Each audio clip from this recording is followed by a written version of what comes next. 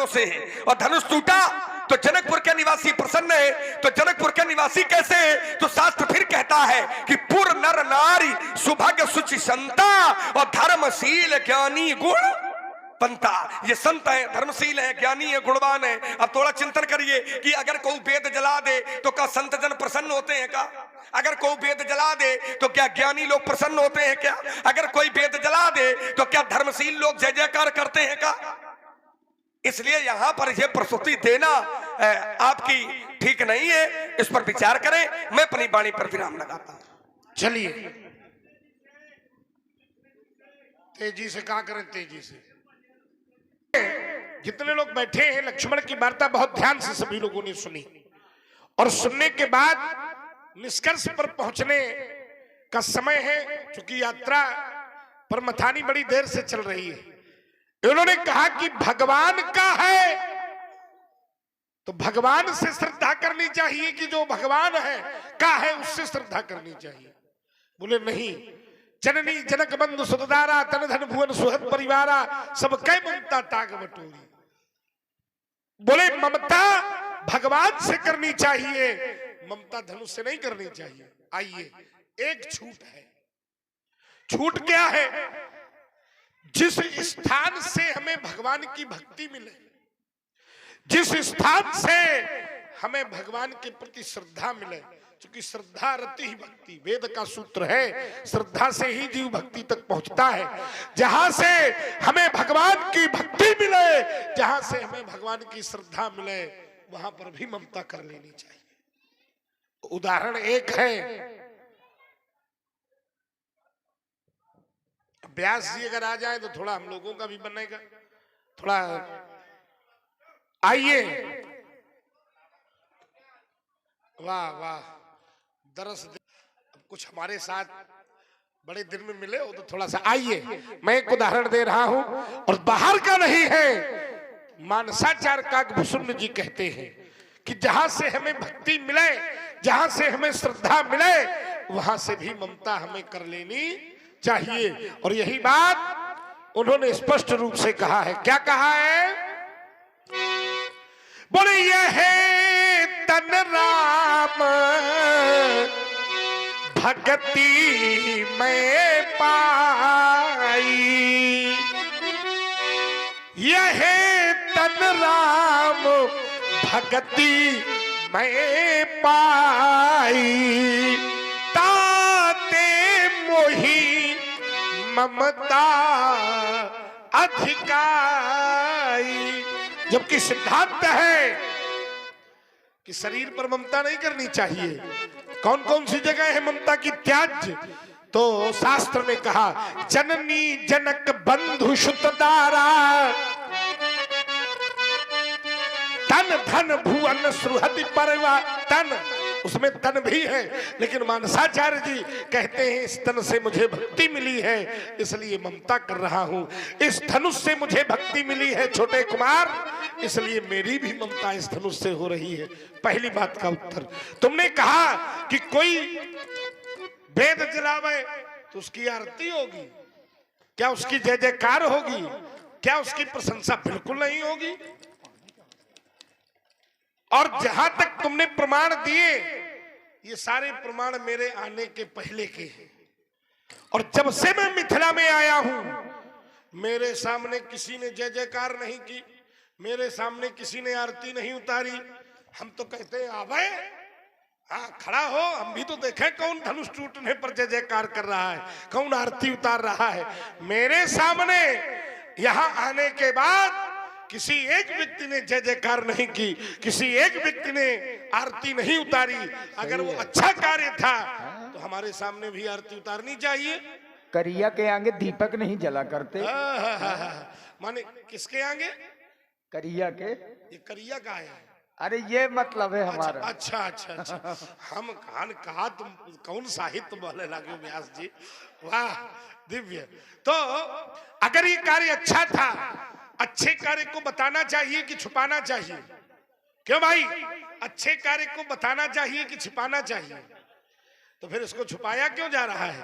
अति डर उतर तेत नृप नाही, अरे अगर कार्य अच्छा था, आरती उतारने वाला था, प्रशंसा का था, तो यहाँ सतानंद थे, गार्गी जैसी मैया थी, विश्वामित्र जैसे मेरे बाबा थे, इतने विद्वान लोग बैठे थे। कोई ये कह देता, मेरा विरोध कर देता कि परशुराम यहाँ ऐसा कोई अनुचित कार्य नहीं हुआ, तुम शांत हो जाओ।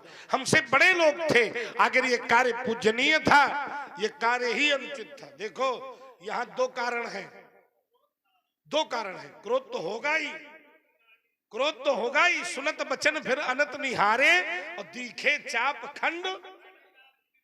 इसी अब क्रोध होगा, और जब क्रोध अच्छा होता है तो फिर विरोध नहीं होता है। आइए मैं आपको बता रहा हूं, ये कार्य तुमने कहा अच्छा है, सीता का विवाह इसके आधार पर करवाना ये बुरा है। सीता का विवाह बुरा नहीं है। सीता को वरदान था कि उसे इच्छित वर मिलेगा। इच्छित माने जो इसके हृदय में बसेगा वो इसे मिलेगा।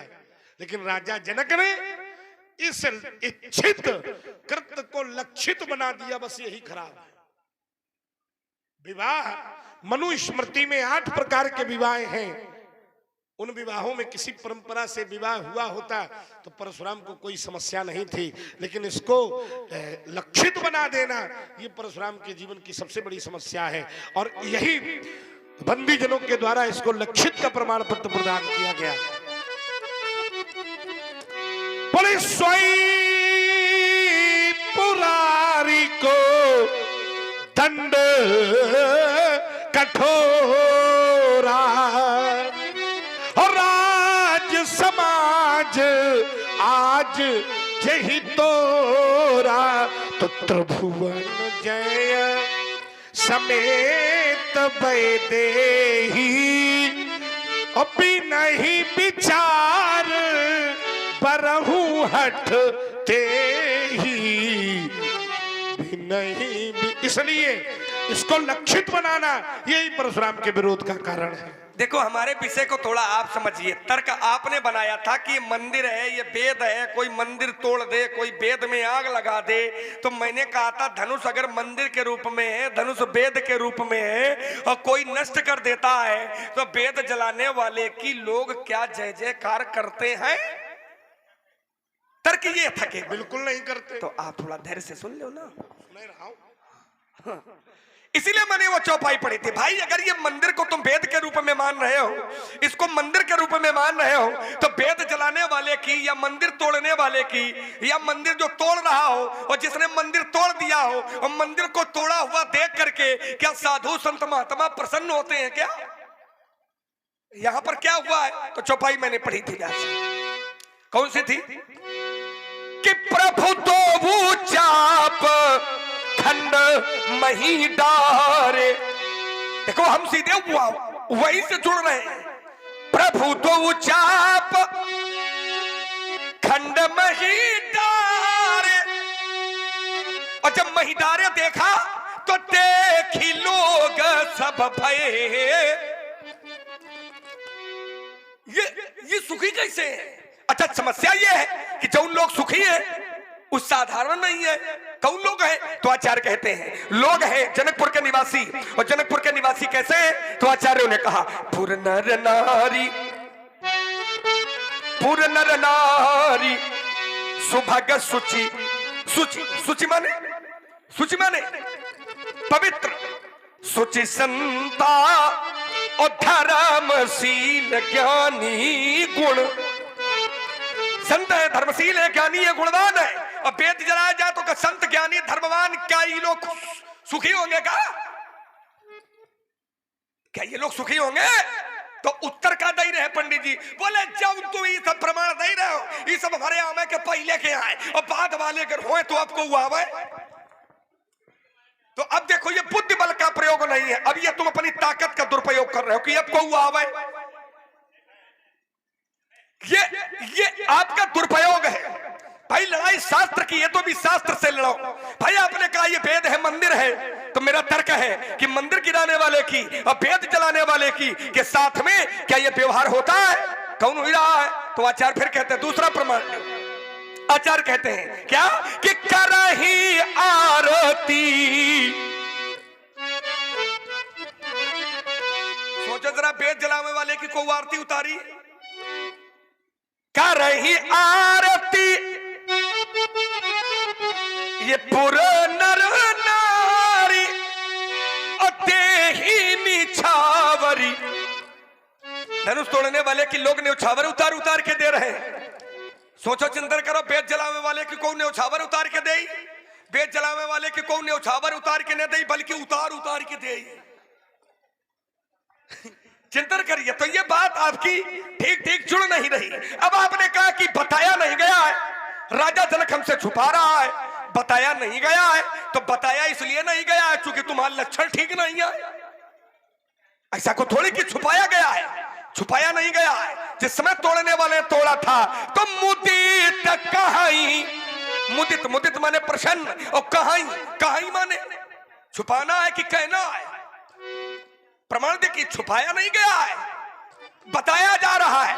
मुदित कहाई जहाता नर नारी, मुदित कहाई जहाता, जहाता माने यहां वहां। और क्या कह रहे कि भेजे राम शंभु धनु भारी, तो छुपाया नहीं गया है। छुपाने का कारण एक है, क्या है कारण? क्योंकि आपके लक्षण ठीक नहीं है। क्योंकि साधु पुरुषों से पूछने का एक तरीका होता है। आपके तो सतानंद है, विश्वामित्र है, कोई हमको मना कर देता, हम कहते हैं तुम उनसे छोट हो, कम से कम विश्वामित्र जाके तुम्हें पूछ लेते हो कि कहा है बाबा धनुष कैसे है। इसलिए विचार करिए महाराज, आपको चिंतन करने की आवश्यकता है, हमको चिंतन करने की आवश्यकता नहीं है। तोड़ने वाले ने गलत नहीं किया है, हाँ उसको आपका अगर मन खराब है तो उसके लिए हम कुछ नहीं कर सकते हैं। बाकी तोड़ने वाले ने, अगर तोड़ने वाले ने गलत किया होता तो फिर एक प्रमाण ले लीजिए व्यास से। ब्रह्मादिक सुरसिद्ध मुनीसा, क्या वेद जलाने वाले के साथ में यह भी होता है? ब्रह्मादिक सुर सिद्ध मुनीसा, और कही जय जय कही देही असीसा, उसकी जय जयकार कर रहे हैं और तोड़ने वाले को आशीर्वाद दे रहे हैं। कौन? ब्रह्मादिक सुर सिद्ध मुनीसा, कही जय जय, वो दूसरी चौपाई है, ये दूसरी है। ब्रह्मादिक सुर सिद्ध मुनीसा, और वहां है प्रभु प्रशंसीय देहि असीसा। तो महाराज इस पर चिंतन करने की आवश्यकता है। दूसरा तर्क अल्प समय में आपने काकभूषण जी का दिया कि शरीर पर ममता नहीं करनी चाहिए, लेकिन जी उनको शरीर से भगवान की भक्ति मिली, इसलिए उन्होंने अपने शरीर से ममता की। अब ध्यान देना, काकभूषण जी ने अपने शरीर से ममता क्यों की? कि भक्ति मिली इसलिए की है का? ध्यान देना, शरीर से भक्ति मिली है, क्या काकभूषण जी ने इसलिए ममता की है? ना, इसलिए ममता की है क्योंकि काकभूषण जी के शरीर का कभी विनाश होने वाला नहीं है। काकभूषण जी को यह वरदान है कि महाप्रलय नाश तब नाही, महाप्रलय होने पर भी काकभूषण जी के शरीर का विनाश होने वाला नहीं है। तो जहां विनाश न हो वहां ममता ठीक है, लेकिन जहां विनाश हो वहां ममता ठीक नहीं है। अब देखो, लक्ष्मण की बातों में और काकभूषण जी की बातों में अंतर है।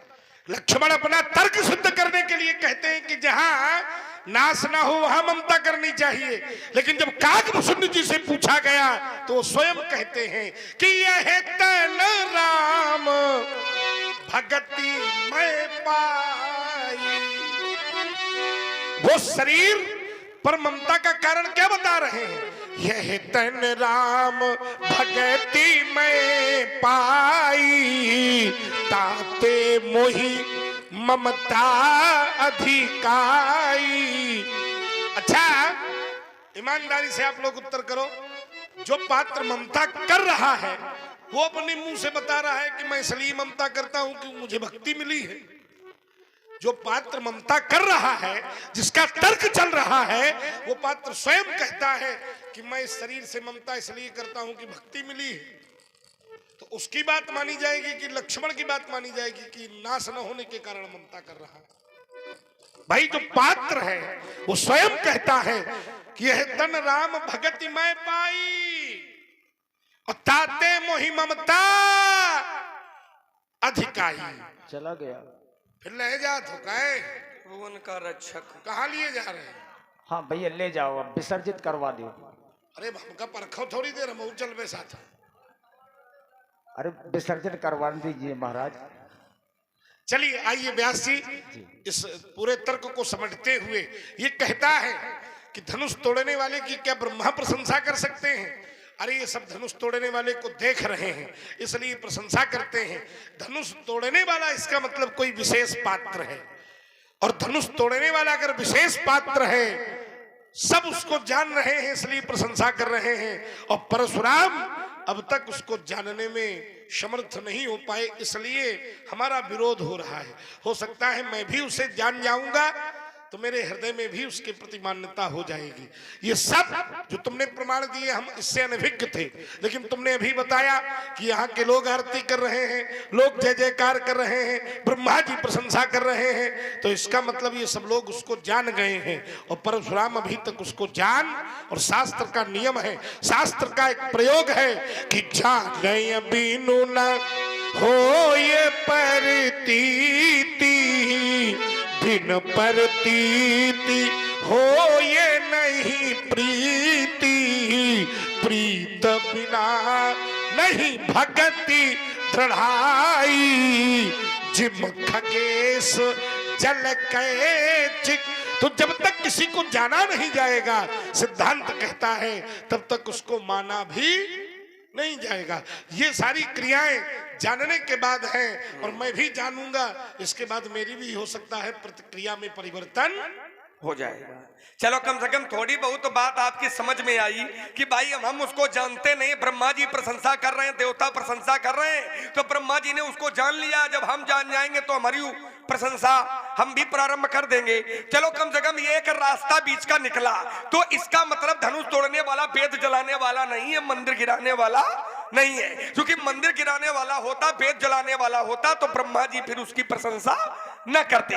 अब बात केवल इस बात पर टिकी है कि ब्रह्मा जी जान गए हैं और हम उसको नहीं जान पाए, देवता जान गए हैं लेकिन हम नहीं जान पाए, ये मिथिला के लोग उसको जान गए हैं लेकिन हम नहीं जान पाए। और जब हम जान जाएंगे तो हम मान जाएंगे। चौपाई आपने पढ़ दी, कौन सी थी है कि जाने बिनु न हो ये प्रतीति, बिना जानकारी के प्रतीति, प्रतीति माने विश्वास नहीं होता है। तो अब थोड़ा इस पर चिंतन कर लीजिए।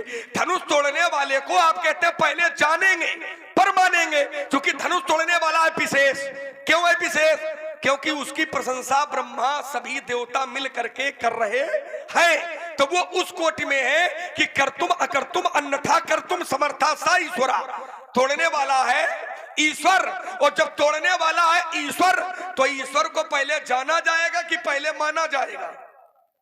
ध्यान दीजिए, संसार के लिए नियम है कि संसार को पहले जानो और फिर मानो, लेकिन भगवान का नियम है कि भगवान को पहले मानो और बाद में भगवान का जानो। क्योंकि जब तक तुम मानोगे नहीं तब तक भगवान की कृपा तुम्हारे ऊपर होगी नहीं, और जब तक भगवान की कृपा होगी नहीं तब तक तुम्हें जानकारी मिलने वाली नहीं होगी। क्योंकि आचार्य कहते हैं व्यासी कि तुम्हारी कृपा तुम ही रघुनंदन, और जानिय भगति भगत उर चंदन। जब तक उनकी कृपा नहीं होगी तब तक जानकारी नहीं होगी, और जानकारी कृपा की जरूरत है। तो कृपा कैसे होगी? तो शास्त्र कहता है मन क्रम वचन, मन क्रम वचन छाड़ी चतुराई, जात कृपा करी है। तो ये संसार का नियम है कि संसार का जानो फिर मानो, लेकिन भगवान का पहले मानो और तब भगवान। अच्छा, ये जो अर्धालियां हमने पढ़ी है संसार की है कि भगवान की? भगवान की है। तो फिर सिद्धांत तुम उल्टा कैसे कह रहे हो? पर जो हमने जो चौपाई पढ़ी है उसके ऊपर की है, ये ऊपर की नहीं है। तुम्हारी कृपा तुम्हारी रघुनंदन, ये ऊपर की नहीं है, बहुत नीचे की है। हाँ, ये बहुत उसके ऊपर की अर्धाली दूसरी है कोई। यद्यपि आप कह रहे हैं तो उसको चित्रान्वेषण हमारा नहीं है।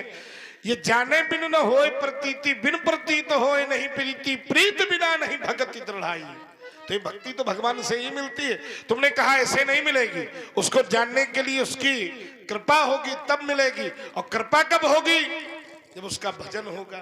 तो ये भजन ही तो भक्ति है। वो जो भक्ति है वो चौथे पायदान पर दिखाई दे रही है। उसको जानने का एक माध्यम है। क्या? बोले सो जानव सत्संग प्रभाव लोक वेद नयान उपा। श्लोक में वेद कहते हैं उसे जानने का सत्संग से अच्छा कोई माध्यम। देखो महाराज फिर समझिए, संसार को पहले जानो फिर मानो। संसार को पहले जानो अब फिर मानो, लेकिन भगवान का पहले मानो बाद में जानो। दो शब्द दे रहा हूं, एक है चमत्कार का नमस्कार, एक है चमत्कार का नमस्कार और दूसरा है नमस्कार का चमत्कार। तो चमत्कार का नमस्कार ये है संसार, चमत्कार का नमस्कार ये है संसार। जैसे जादूगर है और जादूगर कोई खेल दिखाता है और संसार के लोग खेल देखते हैं, तो जब उसका चमत्कार देखते हैं तो लोग कहते हैं बहुत अच्छा जादू दिखाया है। तो ये चमत्कार का नमस्कार है। और एक है नमस्कार का चमत्कार। नमस्कार का चमत्कार ये संसार के लिए नहीं है, ये भगवान के लिए है कि भगवान को पहले नमस्कार करो और फिर बाद में भगवान का चमत्कार देखो। तो संसार के लिए चमत्कार का नमस्कार, लेकिन भगवान के लिए नमस्कार का चमत्कार। ये इतना अंतर है हमारे आपके बीच में। भगवान को जानना चाहते हो तो पहले भगवान का मानो और फिर भगवान का जानो। और संसार के लिए पहले संसार का जानो और बाद में संसार का मानो। लेकिन भगवान को पहले जानो, पहले मानो और बाद में जानो। और यही बात महाराजा मनु ने की थी। मनु शत्रुपा ने भगवान को जाना बाद में, लेकिन भगवान को माना पहले था। और जो भी भक्त भगवान को मानेगा पहले और जानेगा बाद में, उसका जीवन सुखमय हमेशा व्यतीत होगा। अब आपने चौपाई पढ़ी है कि हम तो जान जाएंगे। कैसे जान जाएंगे? तो चौपाई इन्होंने सुनाई है कि सो जानब सत्संग प्रभाव। मैं उसे सत्संग से जान जाऊंगा, लेकिन दुर्भाग्य ये है महाराज कि सत्संग भी मिलेगा तो बिना उसकी कृपा के सत्संग भी मिलने वाला नहीं है। आचार्य कहते हैं कि बिनु सत्संग विवेक न होई। अब वो सत्संग का राम कृपा बिनु सुलभ न। बिना राम जी के कृपा के वो सत्संग भी सुलभ होने वाला नहीं है। आइए जरा इसको थोड़ा सा और हल करते हैं। इन्होंने कहा कि पहले मानो फिर जानो। मनु शत्रुपा ने पहले माना, पहले माना नहीं, पहले जाना है। क्या जाना?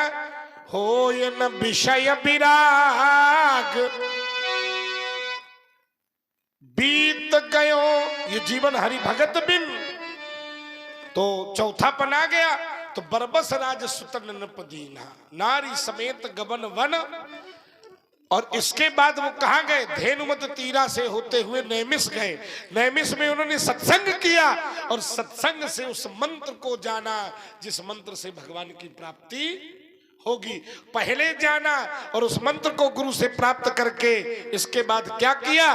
करही आहार साक फल कंदा सुमेरी ब्रह्म सच्चिदानंदा। तुमने कहा उन्होंने सत्संग किया, सत्संग से जाना और तपस्या के मार्ग पर निकल गए। तुमने कहा सत्संग भी उनकी कृपा के बिना नहीं मिलेगा। हम कहते हैं मिलेगा, क्योंकि बड़े भाग्य पाइब सत्संगा बिना ही प्रयास होय भव भंगा। देखिए जो चौपाई आपने पढ़ी वो हमारे पक्ष में चली गई। हो ही न विषय विराग बसत भवन बसत बाचौथपन हृदय बहुत दुख लाग जीवन गयौ हरि भजन बिन। महाराजा मनु ने कहा हो ही न विषय विराग भवन बसत बाचौथपन। इन राजमहलों में रहते हुए मेरी चौथी अवस्था आ गई। मेरी चौथी अवस्था आ गई, होई न विषय विराग, भवन बसत भा चौथपन, और हृदय बहुत दुख लाग। हृदय में बड़ी पीड़ा हुई। पीड़ा किस बात की हुई कि जीवन गयऊ हरि भजन बिन। तो हरि को जाना नहीं है, लेकिन हरि को मान पहले गए कि जीवन गयऊ हरि भजन बिन। और जब हरि को मान गए तो हरि के लिए, हरि को प्राप्त करने के लिए बरबसराज सुतैन पदीन्हा, बरबसराज सुतैन पदीन्हा। अब पुनि हरि हेतु, पुनि हरि हेतु, इस चौपाई का अर्थ निकाल लीजिए। पुनि हरि हेतु, हरि माने भगवान, हेतु माने भगवान के कारण के लिए, भगवान को प्राप्त करने के लिए।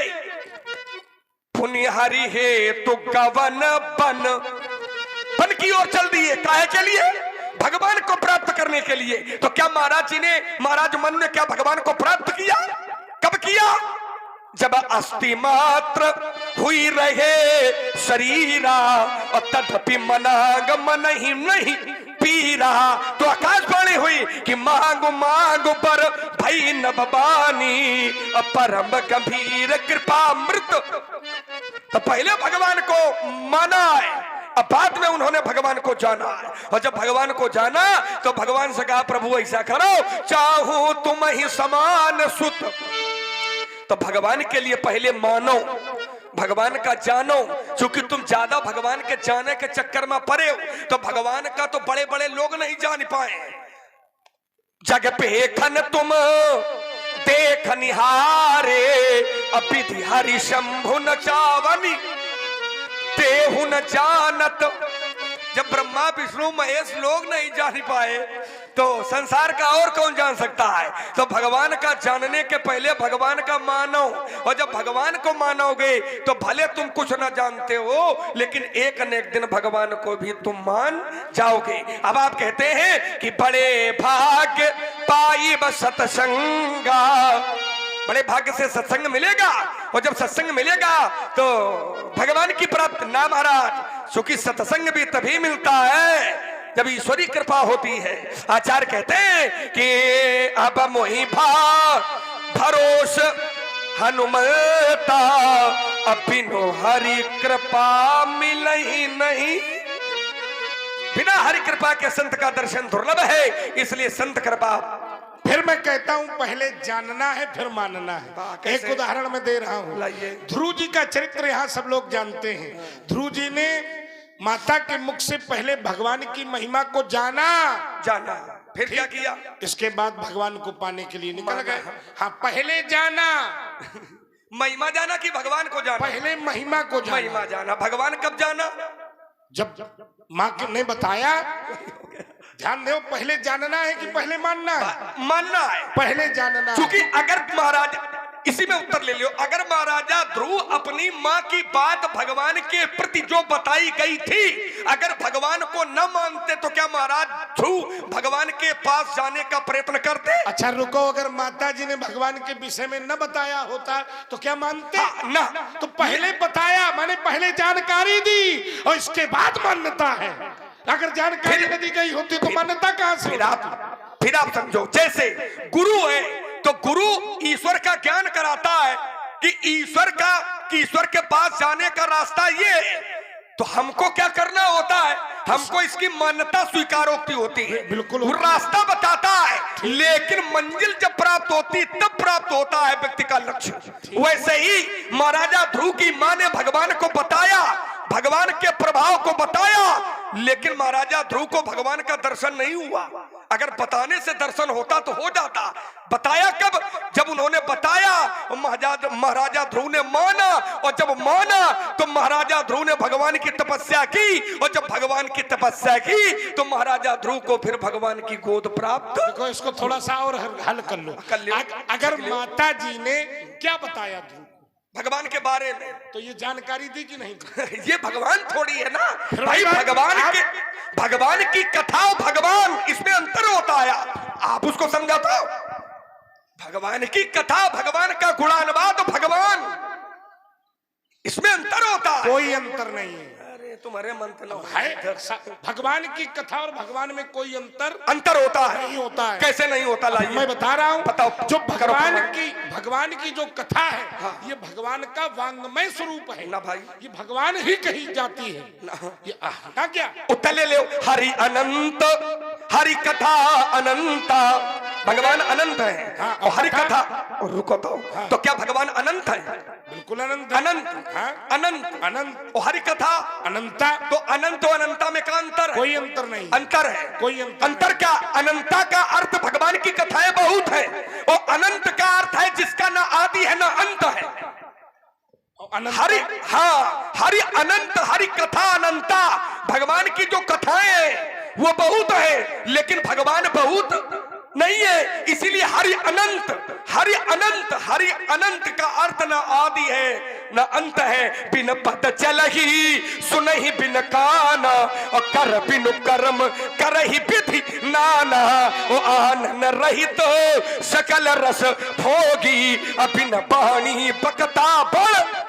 तो हरि अनंत है, ना उसका आदि है और ना ही उसका अंत है, वो एक है। लेकिन भगवान की कथाएं अनंता है, अनंता है, मतलब बहुत है, बहुत है, बहुत है। तभी तो इस रामायण में कथाएं बहुत है, इस रामायण में कथाएं इसलिए बहुत है। वो है रामचरितमानस।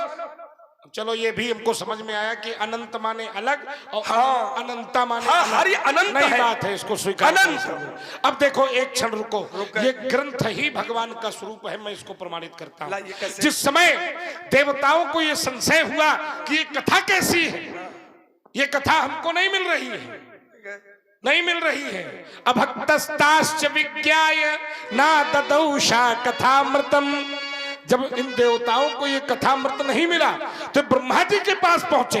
ध्यान से सुनिए, ब्रह्मा जी ने कहा कि कोई बात नहीं है, कथा है, जिसे लक्ष्मण सोच रहा है। बोले कथा है, भगवान थोड़ी है। लेकिन जिस समय भक्त का मोक्ष हुआ तो धाता अपि विस्मितः, ब्रह्मा भी अचंभित हो गए। सत्यलोके तुलाम बंध्वा, ब्रह्मा जी ने सत्यलोक की तराजू बांधी। एक तरफ सारे ग्रंथ रख दिए, 4 वेद 6 शास्त्र 18 पुराण, लेकिन एक तरफ भगवान की कथा का ग्रंथ रखा। और जैसे ही उठाया तो लघुन्यानी, सारे ग्रंथ उठ गए, लेकिन ये ग्रंथ नहीं उठा। और इसी ग्रंथ से उसी समय स्वयं परमात्मा प्रकट हुए और ब्रह्मा जी से कहा, ब्रह्मा तुम उसे ग्रंथ मानने की भूल कर रहे हो, तुम उसे केवल कथा मानने की भूल कर रहे हो।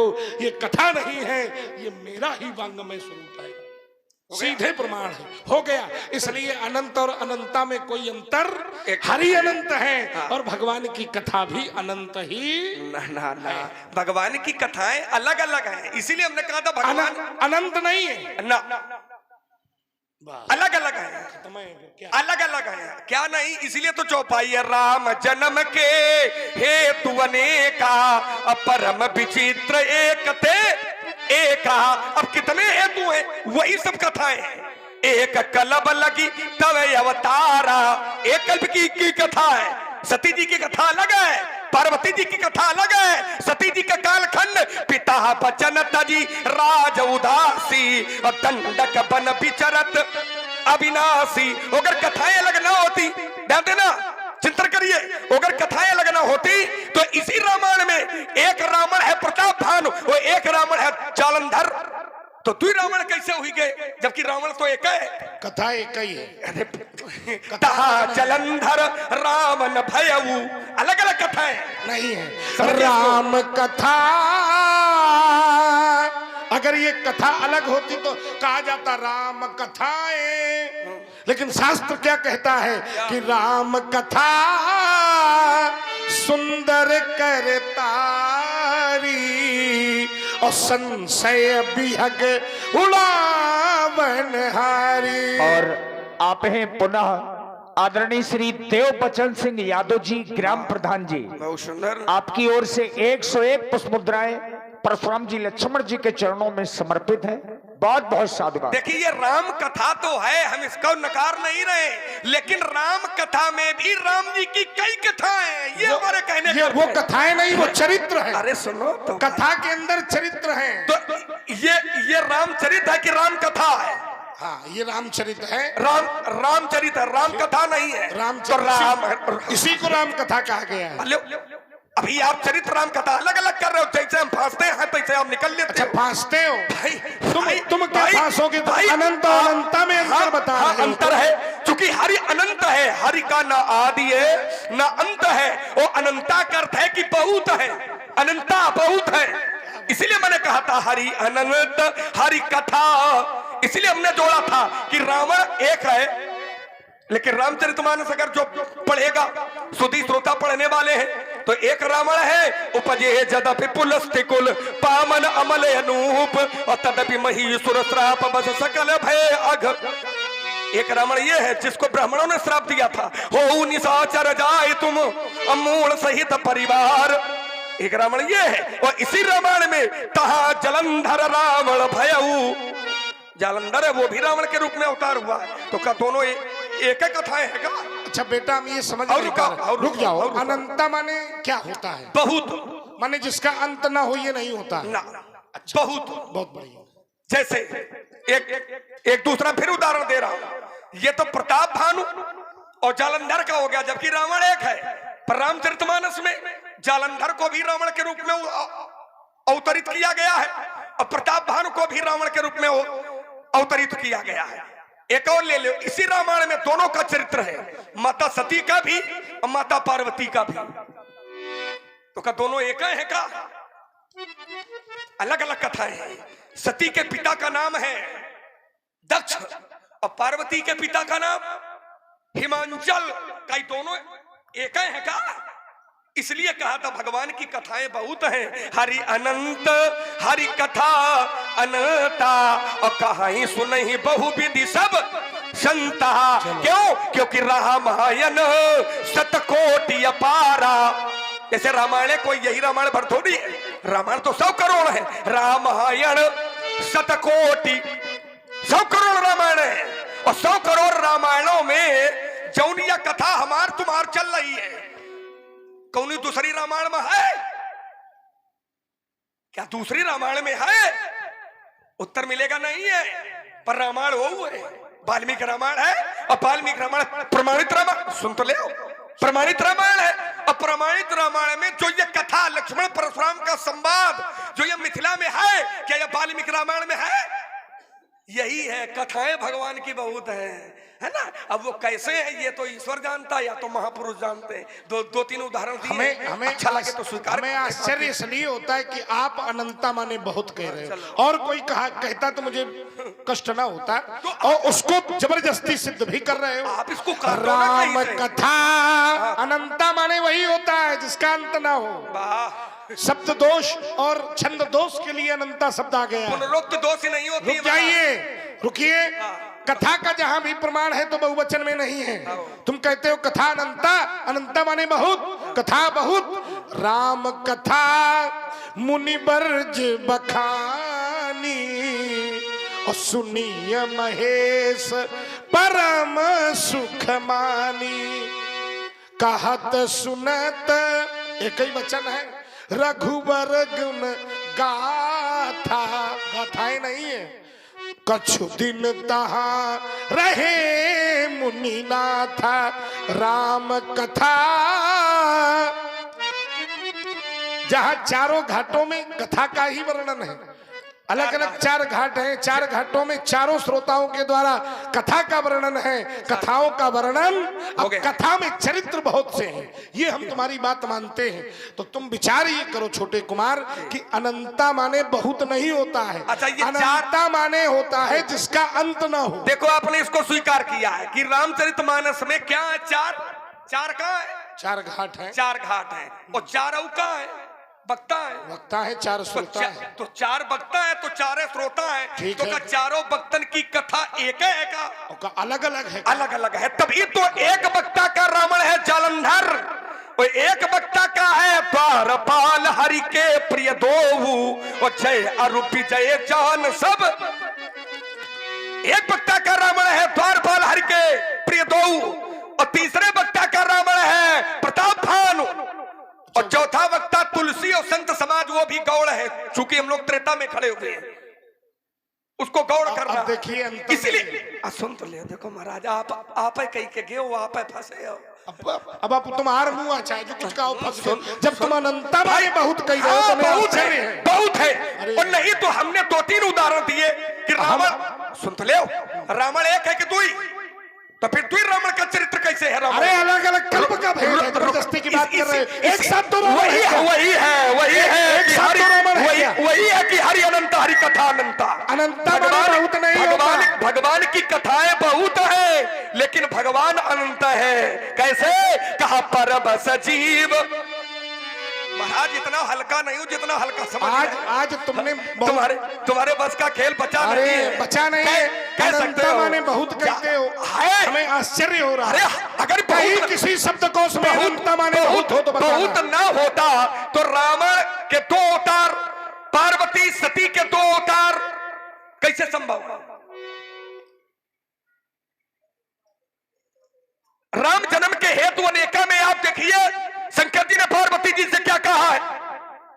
अब समस्या यह है कि पढ़ना है नहीं, केवल एक शब्द पर अटिक करके आपको कुतर्क